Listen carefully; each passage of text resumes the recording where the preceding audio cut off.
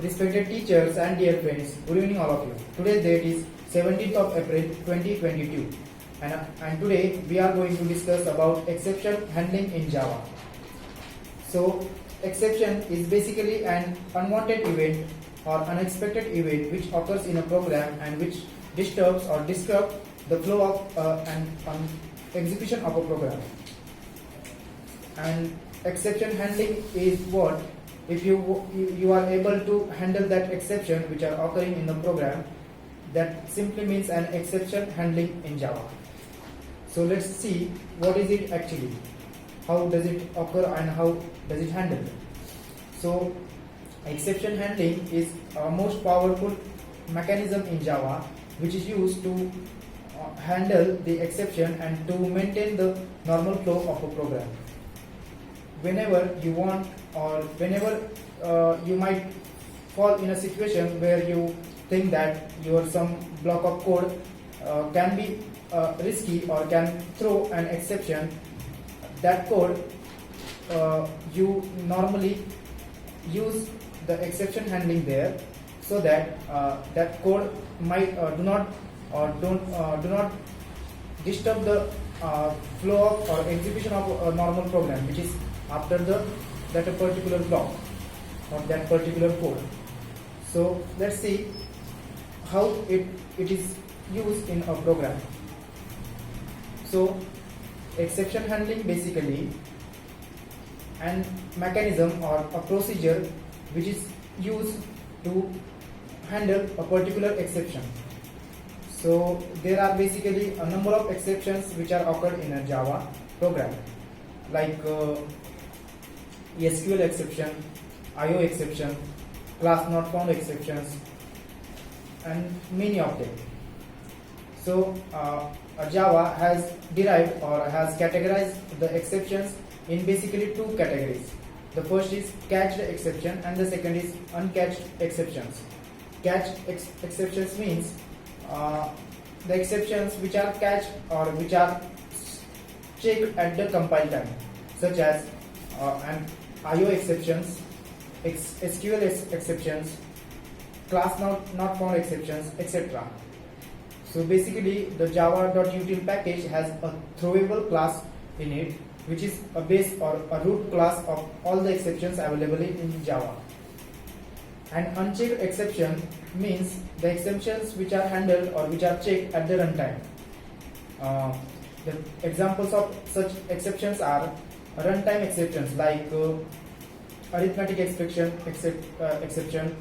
array index out of bound exception, string index out of bound exception, and etc.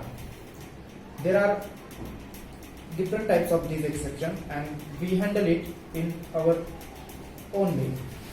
If let's say if you are not handling that exception, the JVM will by default throw an exception which is created in your program.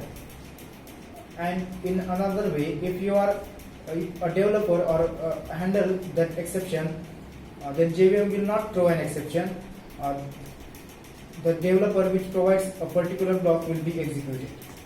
So basically, let's see how exception handling is used in a program.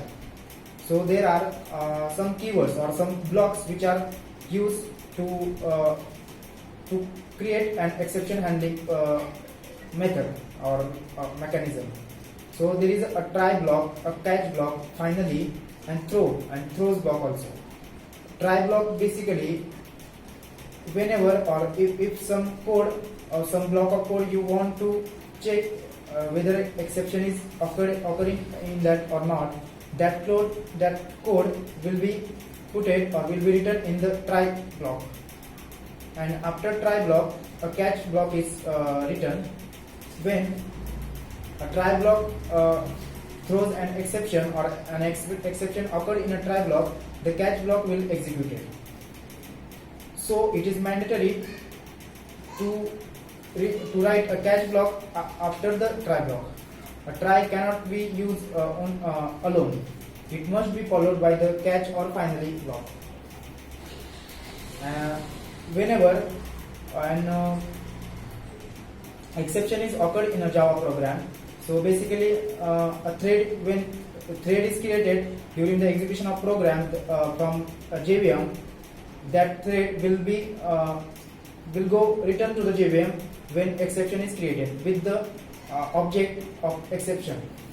And after that, JVM will check if a catch or if a exception is handled by the user or not, and that is checked with a try or catch block. So if a catch block is there, then under the catch block, whatever you have written such as exception or something else, it will be executed, and after that your normal flow of program will be continued, or the remaining program will be executed. So basically, the exception which are occurred in a try block will not disturb or will not destroy the whole program execution. So this is basically the exception handling is. Exception handling is very much important in big projects, because lot of times you